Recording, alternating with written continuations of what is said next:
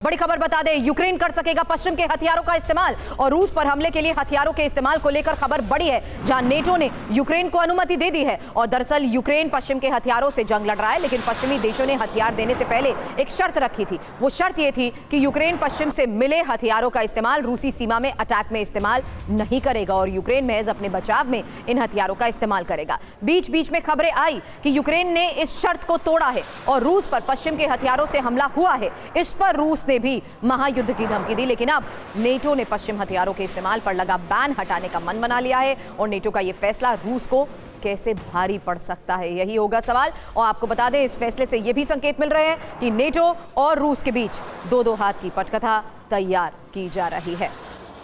अब रूस को आभास हो चुका है कि वो खतरे में है, इसलिए रूस भी अपनी रणनीति बनाने में जुटा हुआ है। ब्रिटिश डिफेंस एक्सपर्ट्स ये साफ साफ कह रहे हैं कि रूस बहुत जल्द नेटो के 3 देशों पर हमले को अंजाम दे सकता है।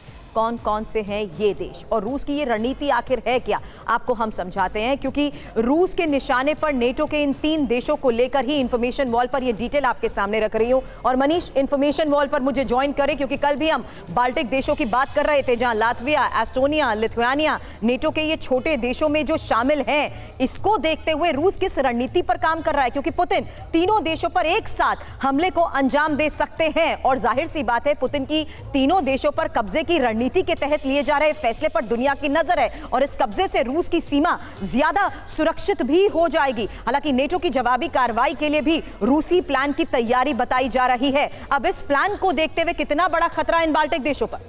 देखिए, इसमें कोई दो राय नहीं है कि रूस और ये जो 3 देश हैं, एस्टोनिया, लातविया, लिथुआनिया, ये सब सोवियत संघ के हिस्से थे, अब अलग हो गए हैं। तो अलग होने के बाद आपको लगता है जैसे हम भारत और पाकिस्तान है या पाकिस्तान बांग्लादेश का संबंध है, उसी तरह का था।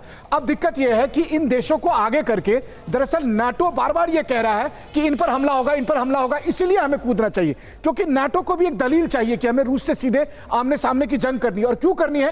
क्योंकि रूस यूक्रेन में अभी खार्किव में जिस तरीके से आगे बढ़ रहा है, तो रूस को जीतते हुए आप देख नहीं सकते हैं और आप नाटो कुल मिलाकर रूस को हरा नहीं सकता, क्योंकि दोनों की जंग होगी। ज़ेलेंस्की भी तो ये बात स्वीकार कर चुके हैं ना। ज़ेलेंस्की का खुद का बयान है, हालिया बयान है कि रूस का अकेले मुकाबला नहीं कोई भी देश कर सकता, इसलिए हम सबका एकजुट होना जरूरी है। क्या ये उसी का नतीजा है? देखिए, दरअसल यह है कि आज भी रूस के पास वो ताकत है कि अगर सबसे लड़ाई होगी तो पूरा महाविनाश होना है। बिल्कुल, बात ये नहीं है कि बचेगा कौन, क्योंकि इसमें बचेगा 10-20% बचेंगे, तो या तो पूरी दुनिया खत्म हो जाएगी अगर रूस और नाटो के बीच सीधी जंग होती है तो।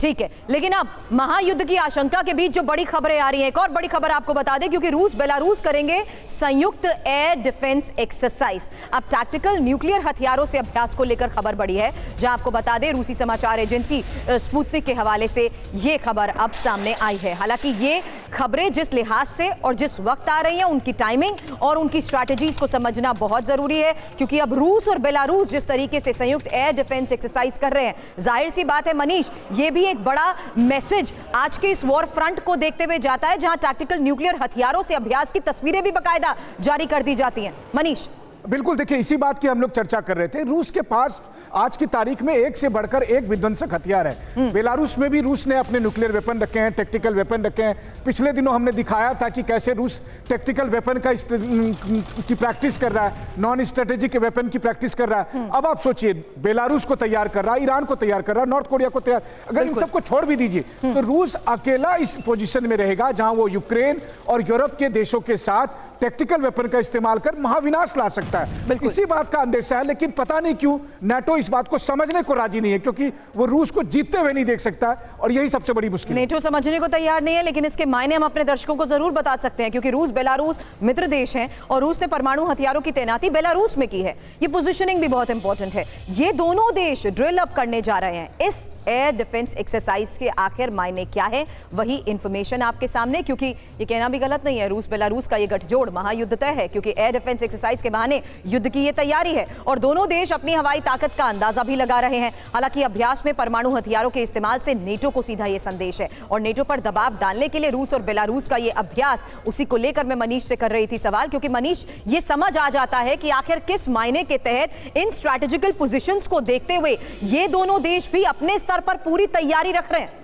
देखिए, बेलारूस लगातार रूस के साथ कंधे से कंधे मिलाकर लड़ रहा है। बिल्कुल। कहें तो रूस का वो एक एक्सटेंशन राज्य ही है, अगर मैं ये कहूं तो गलत नहीं है। असल बात यह है कि बेलारूस में अगर रूस के हथियार हैं, परमाणु हथियार हैं, उसकी सेना है, तो दरअसल बेलारूस के बॉर्डर की वजह से एडवांटेज ये है कि बेलारूस के बॉर्डर से तुरंत ही आप बाल्टिक देश पहुंच सकते हैं, Exactly. यूरोप के कई और देश पहुंच सकते हैं। तो कुल मिलाकर जो रूस अपने बॉर्डर से नहीं पहुंच सकता, वो बेलारूस के माध्यम से वहां तक पहुंच सकता है जिन नाटो देशों का अभी सपना है रूस से लड़ने के लिए। तो आप समझ सकते हैं कि बेलारूस रूस को कितना बड़ा स्ट्रेटेजिक एडवांटेज दे रहा है।